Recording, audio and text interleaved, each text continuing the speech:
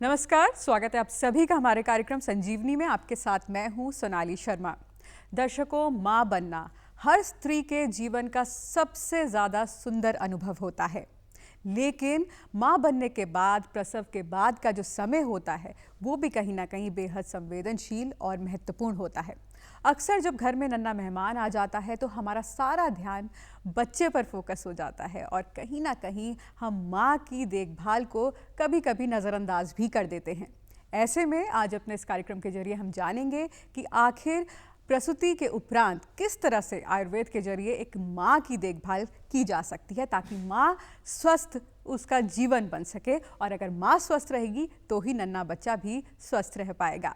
तो आज इस कार्यक्रम में इस विषय पर जानकारी देने के लिए खास मेहमान हमारे साथ स्टूडियो में उपस्थित हैं। हमारे साथ आयुर्वेदिक विशेषज्ञ डॉक्टर अनामिका चौधरी जी हैं। तो चलिए उनका स्वागत करते हैं और कार्यक्रम को आगे बढ़ाते हैं। डॉक्टर अनामिका, बहुत बहुत स्वागत आपका हमारे कार्यक्रम में। धन्यवाद सोनाली। तो डॉक्टर अनामिका, आज बहुत ही महत्वपूर्ण विषय है हमारा कि जब प्रसव हो जाता है तो उसके बाद बच्चे का तो ख्याल हर कोई रखता है और बच्चे से घर में कहीं ना कहीं माहौल एक बदल जाता है, लेकिन माँ जो होती है उसकी देखभाल भी बेहद आवश्यक होती है। सबसे पहले हम आपसे जानना चाहेंगे, क्योंकि आप आयुर्वेदिक विशेषज्ञ हैं, आयुर्वेद में प्रसूति के उपरांत का ये जो काल है, जो समय है, उसके बारे में क्या कुछ कहा गया है?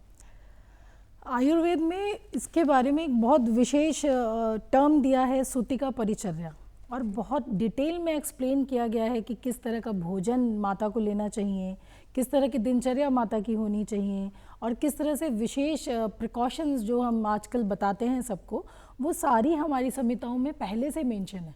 आचार्यों ने बहुत पहले से सूतिका परिचर्या शब्द दिया है उसको, यानी कि कहीं ना कहीं पूरा एक उसके बारे में एक इतिहास, अलग ही साइंस है जी।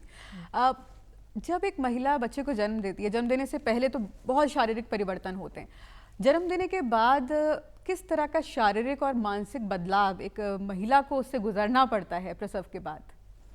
देखिए, शारीरिक बदलाव जो आता है ना, वो हर एक इंसान देख रहा होता है, आपकी सराउंडिंग देख रही होती है। 9 महीने में जो भी शारीरिक परिवर्तन आ रहा है, खुद भी जो महिला है वो भी महसूस कर पाती है, परंतु हमें सबसे ज़्यादा ध्यान इस टाइम जो मानसिक परिवर्तन है उस पर देना चाहिए, जो कि हम इग्नोर कर देते हैं, जो कि शायद खुद से वो महिला भी इग्नोर कर देती है, शायद वो भी नहीं समझ पाती, क्योंकि वो एक ऐसे डिलेमा में होती है। क्योंकि शुरू के 9 महीने तो बहुत ही ध्यान रखा जाता है ना उसका, बट जब बेबी आ जाता है, जैसा आपने भी शुरू में कहा कि कहीं ना कहीं वो नज़रअंदाज हो जाती है, और उस डिलेमा में वो फीमेल भी नहीं समझ पाती, क्योंकि उसे भी पता है कि बहुत खुशी का माहौल है, और अगर उसे कभी बुरा फील होता है तो उसे नहीं समझ आता है कि मुझे क्यों बुरा फील हो रहा है। बेसिकली एक वर्ड होता है पोस्टपार्टम डिप्रेशन, जिससे बहुत हद तक बहुत सारी महिलाएं गुजरती हैं, बट क्योंकि हमें अवेयरनेस नहीं है उसके बारे में, पता नहीं है, तो इस वजह से बहुत लंबे समय तक वो उसको झेलती हैं। फिर अल्टीमेटली वो क्या, एक लॉन्ग टर्म के बाद डिप्रेशन, एंजाइटी, इन सारी चीज़ों में होल लाइफ उलझी रहती हैं। तो मेरे ख्याल से शारीरिक परिवर्तन तो हम सब समझते हैं, बट मानसिक परिवर्तन जो है उस पर हम सबको ध्यान देना चाहिए। और शारीरिक परिवर्तन वो कहीं ना कहीं दिखाई भी देता है, लेकिन मानसिक कहीं ना कहीं दिखाई छिपा हुआ होता है, और हम खुद से भी नहीं समझ पाते उसको। तो कितना वक्त, अगर हम कहें कि डिलीवरी के बाद का कितना समय बेहद महत्वपूर्ण होता है एक माँ के लिए? देखिए, साइंटिफिकली देखें या आयुर्वेद के नज़रिए से हम देखें तो 45 दिन का समय आचार्यों ने बताया कि जैसे क्या हुआ कि हार्मोन हमारे बहुत सारे चेंज हुए बच्चे को डिलीवर करने के दौरान, या फिर जो हमारा यूट्रस का साइज़ है वो बढ़ गया, तो 45 डेज़ हमारी बॉडी इन सब चीज़ों को वापस उस अवस्था में लाने के लिए एक तरह से कहीं हील कर रही होती है। तो शुरू के 45 डेज़ तो बहुत ज़रूरी होते हैं, बट कुछ लोगों में ऐसा पर्सन टू पर्सन भी वेरी करता है कि कोई माता बहुत वीक है ना, न्यूट्रिशन की डेफिशिएंसी है, तो 60 दिन या उससे ज़्यादा भी पर्सन टू पर्सन भी वेरी करता है। तो खान पान की यहाँ पर सबसे पहले बात कर लेते हैं। जब डिलीवरी के बाद किस तरह का खान पान होना चाहिए एक माँ का? शुरुआत में कहते हैं कि आपकी जो पेट होता है वो कहीं ना कहीं कच्चा होता है, अन्य भाग जो होते हैं शरीर के वो वापस अपनी अपनी जगहों पर आते हैं, तो खान पान की शुरुआत किस तरह से करनी चाहिए? देखिए खान पान में बेसिकली हमें, अगर मैं बहुत साधारण भाषा में बताऊं तो बोलते हैं हम कि बाई वाली चीज़ें नहीं खानी चाहिए। बाई मीन्स वायु।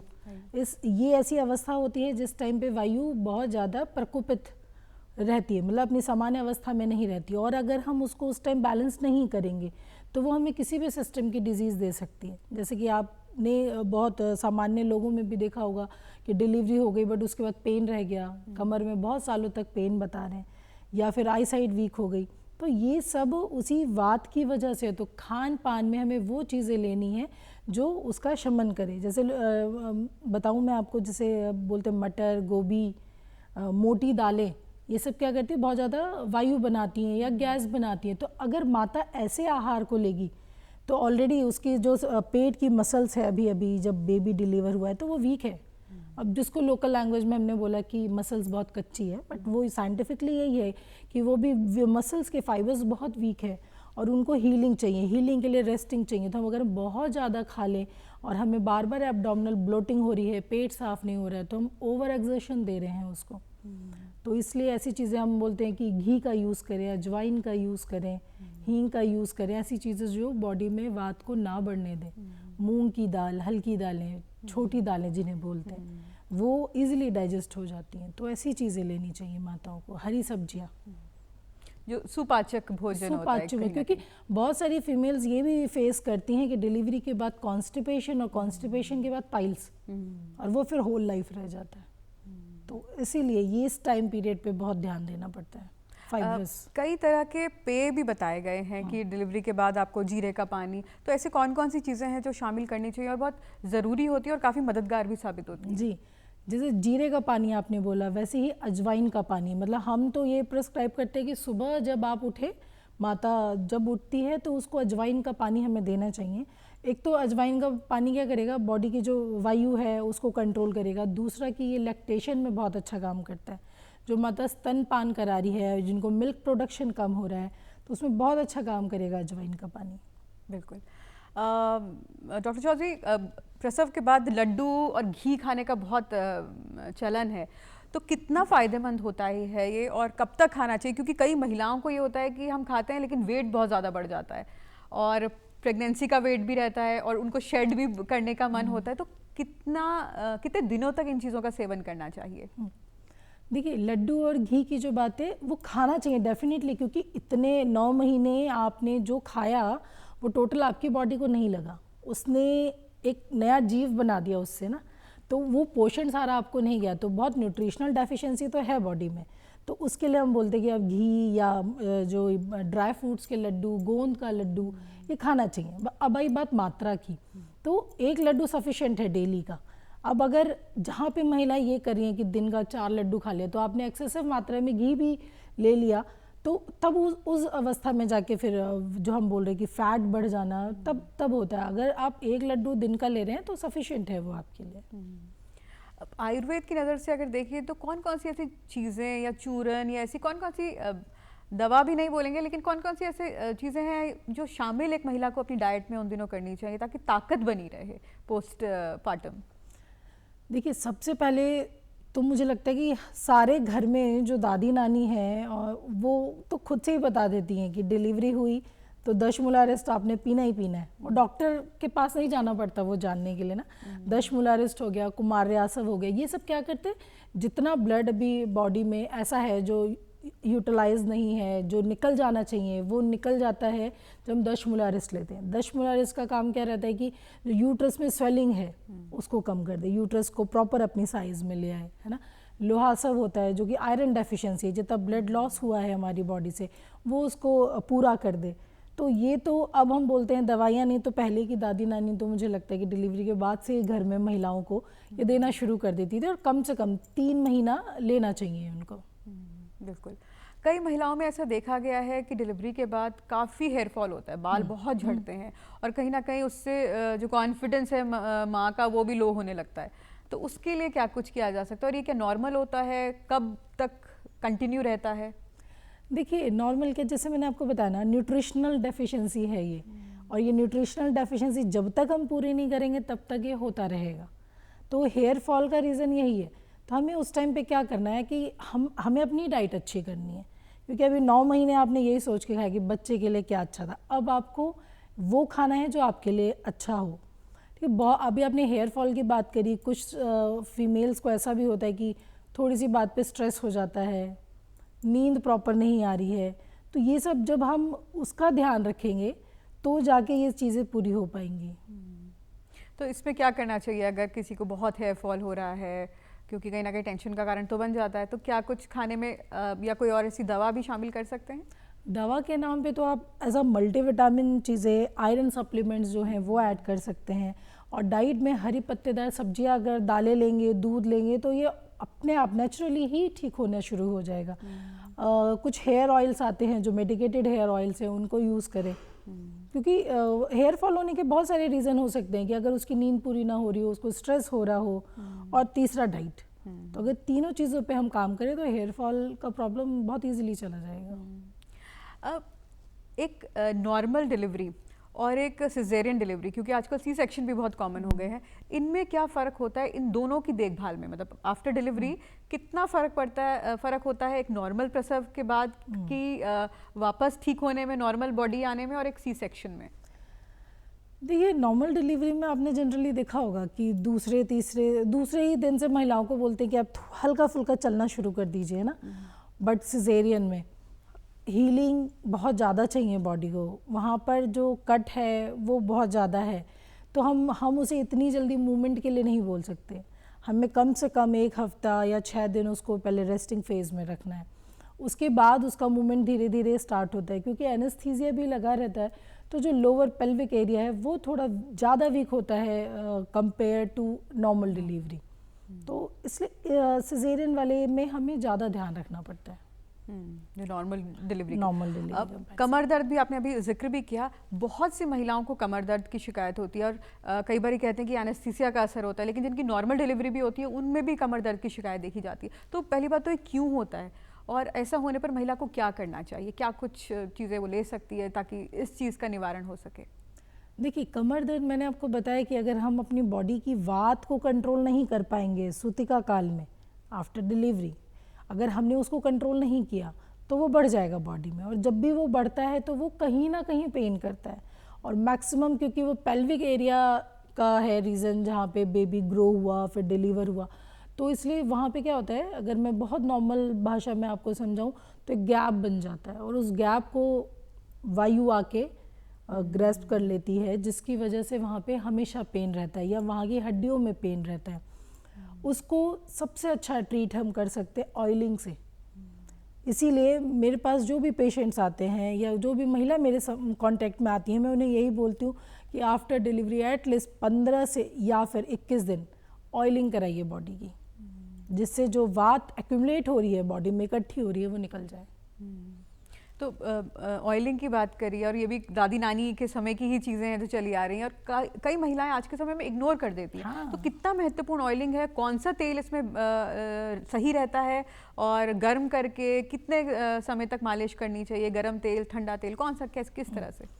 देखिए, ठंडा तेल तो बिल्कुल नहीं, बिल्कुल मना है उसके लिए। जैसे ये नवरत्न और हिमगंगे, इस तरह के तेलों को हमें यूज़ नहीं करना, हमें यूज़ करना है गर्म तेल। अब गर्म तेल में क्या होता है कि अगर आप कुछ भी ना पूछो तो मुझे लगता है कि पुरानी महिलाओं को पता है कि वो क्या करते थे, उसमें लहसुन हो गया, अजवाइन हो गया, इन सबको पका देते थे, पका के उसको छान के रखते थे, और उसको हल्का गर्म करके गरम ही लगाया जाता था महिलाओं को।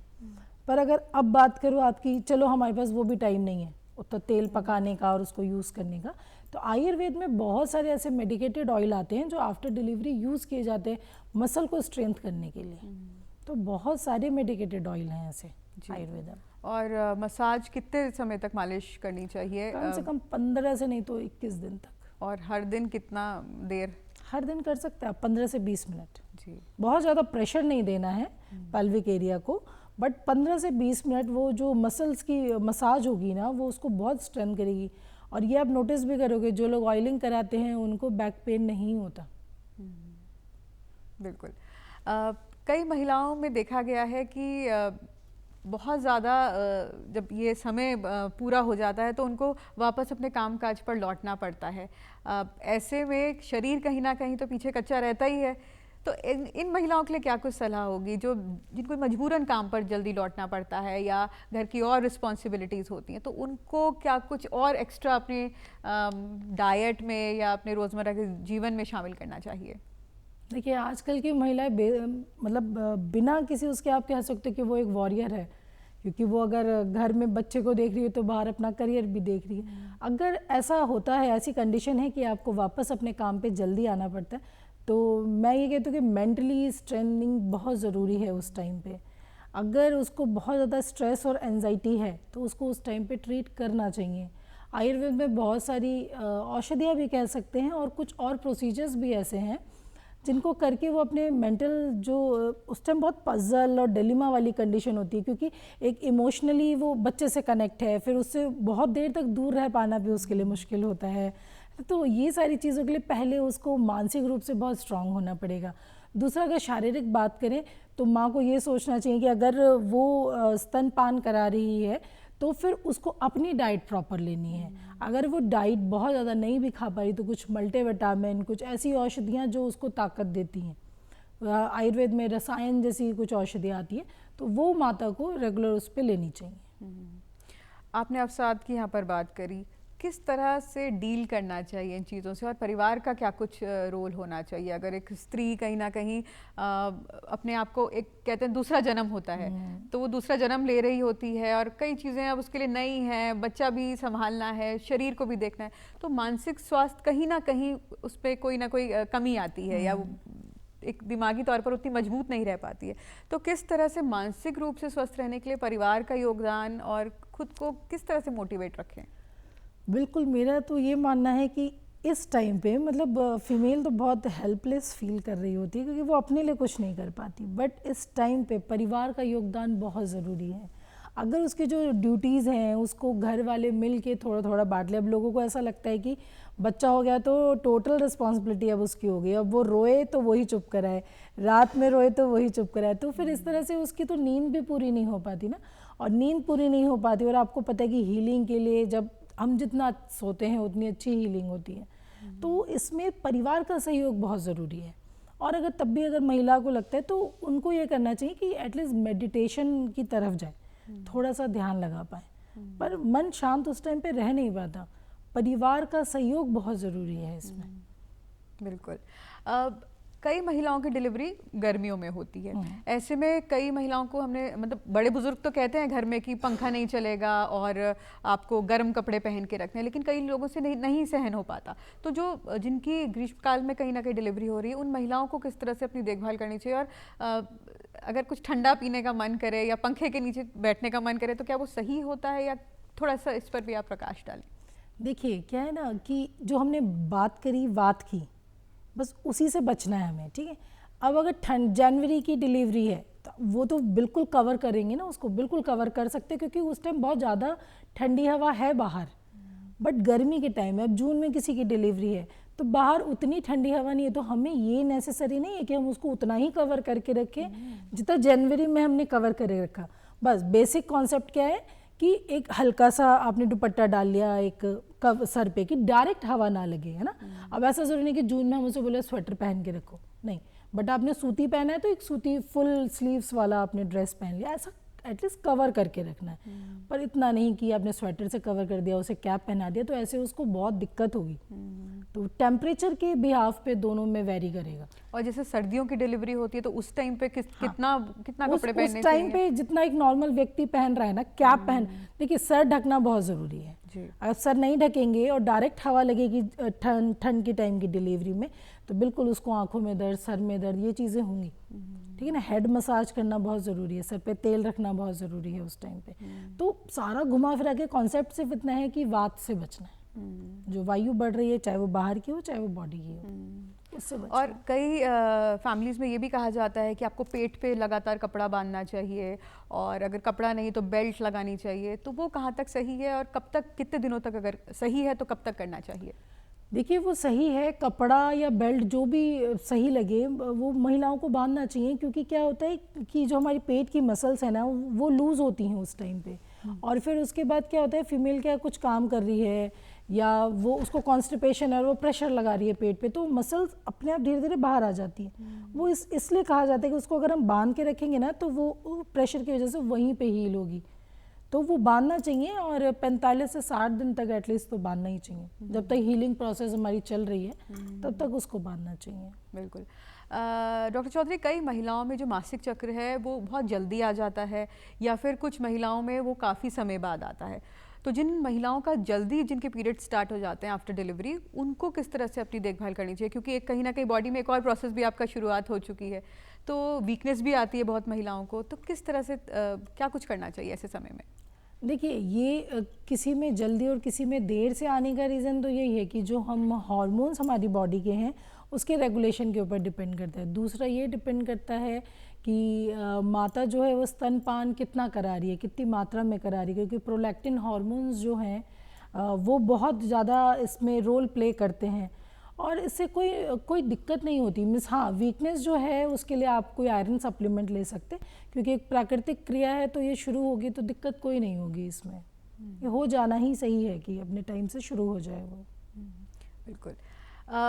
एक्सरसाइज का रोल भी एक बहुत इम्पॉर्टेंट होता है और बहुत सी महिलाओं को होता है कि वापस अपनी बॉडी शेप में आ जाए।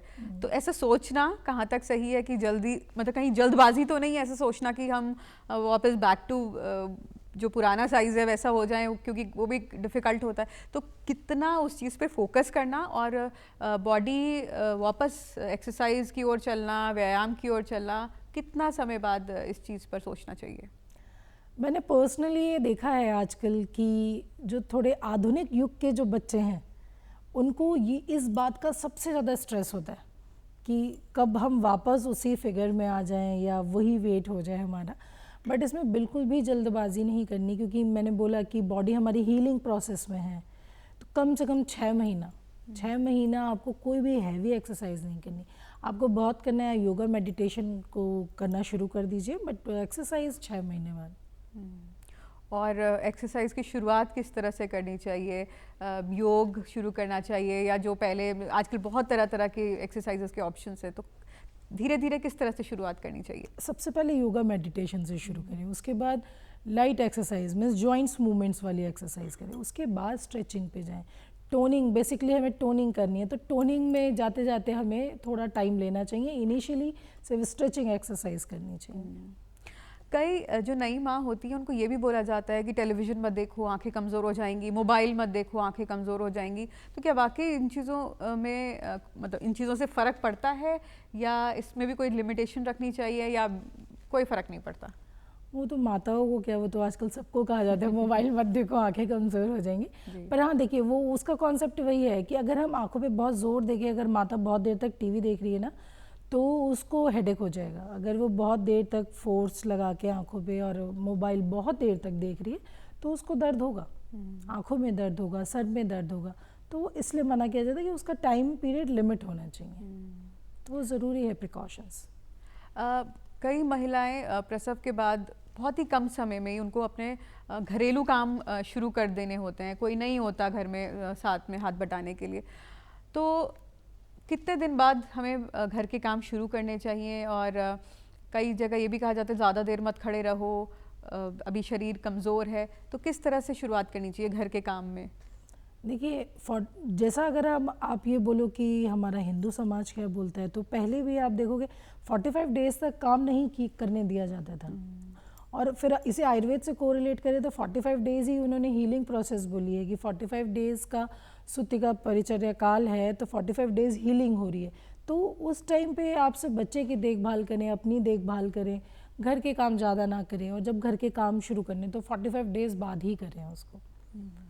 और उसको अपना हेड मसाज, बॉडी ऑयलिंग, ये सब करना बहुत ज़रूरी है, तभी उसकी मसल्स स्ट्रेटनिंग होगी 45 डेज बाद भी।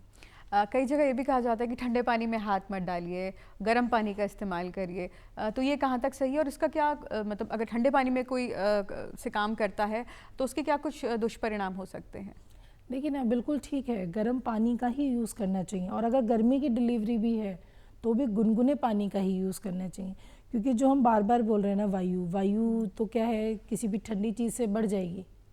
तो उसके अपोजिट गुण वाली चीज़ों को यूज़ करना है। सारा देखोगे, आप डाइट देखोगे या आप दिनचर्या देखोगे, हम अपने आप को कवर करके रख रहे हैं तो भी हम यही कर रहे हैं कि हल्की गर्माहट बनी रहे, है ना। तो इसीलिए गर्म पानी का यूज़ करना है हमें उसमें, ताकि जो वात है बढ़ने की कोशिश करेगा बॉडी में तो वो कम हो जाए उसमें। धूप का कितना महत्व होता है जब सर्दियों में डिलीवरी होती है? तो क्या धूप में और गर्मियों में भी क्या थोड़ी बहुत धूप गर्मियों में और सर्दियों में धूप में बैठना आवश्यक होता है? इसके कुछ लाभ होते हैं? क्योंकि कई बार महिलाएं ये सोच के कि नहीं टैनिंग हो जाएगी या नहीं बैठना धूप में, उसका महत्व नहीं समझ पाती। तो धूप का कितना हमारी बॉडी को वापस रीजनरेट करने में कितना योगदान रहता है? देखिए, धूप तो बहुत ज़रूरी है, पर ऐसा ज़रूरी नहीं कि हम दोपहर वाली धूप लें। अगर हम अर्ली मॉर्निंग वाला धूप लेंगे ना, 7, 8, 9 बजे वाली, वो ज़्यादा बेनिफिशियल होती है हमारे लिए। और ऐसा ज़रूरी नहीं है कि हम धूप की तरफ चेहरा करें, हम धूप की तरफ पीठ करके भी बैठ सकते हैं, तो वो ज़रूरी है। वो आपके स्ट्रेस को भी रिलीज़ करता है, मसल्स के अंदर जो स्ट्रेचिंग है, तनाव है कुछ, उसको भी कम करता है। तो धूप लेना तो ज़रूरी है, लेना चाहिए महिलाओं को धूप। बिल्कुल। तो डॉक्टर चौधरी, आप किस तरह से जो हमारी नई नवेली माएँ हैं उनको क्या कुछ आप सलाह देना चाहेंगी ताकि जो बच्चा है उसकी देखभाल भी हो सके बढ़िया से? क्योंकि अगर माँ स्वस्थ रहेगी तो बच्चा भी स्वस्थ रहेगा। क्या कुछ आप सलाह हमारे दर्शकों को देना चाहेंगी? माँ के साथ साथ मैं उनके परिवार के लोगों को ये कहना चाहूँगी कि जो माँ की ये जो जर्नी होती है 9 महीने, ये बहुत सुखद भी होती है और कहीं ना कहीं कुछ तकलीफ दे भी होती है उसके लिए। तो इसमें आप सबका बहुत बड़ा सहयोग होना चाहिए। और प्रसव के बाद जितना ध्यान हम बच्चे का रख रहे होते हैं उतना ध्यान माता का भी रखना चाहिए, ताकि उसको भी उतना ही केयर लव फील हो। बिल्कुल। तो डॉक्टर चौधरी, आप हमारे कार्यक्रम में आई और आपने इतनी महत्वपूर्ण जानकारी आज हमारे दर्शकों को दी। आप कार्यक्रम में आई, आपका बहुत बहुत धन्यवाद। धन्यवाद। तो दर्शकों, उम्मीद करते हैं आपको संजीवनी का आज का भाग पसंद आया होगा और जिस तरह से डॉक्टर चौधरी ने जानकारी दी कि महिला का अगर आप ख्याल रखेंगे, एक नई माँ का अगर आप ख्याल रखेंगे तो ऑटोमेटिकली आप उसके बच्चे को भी ढेर सारा स्वास्थ्य लाभ देंगे। फिलहाल कार्यक्रम में मेरे साथ इतना ही। मुझे और मेरी पूरी टीम को इजाज़त दीजिए। नमस्कार।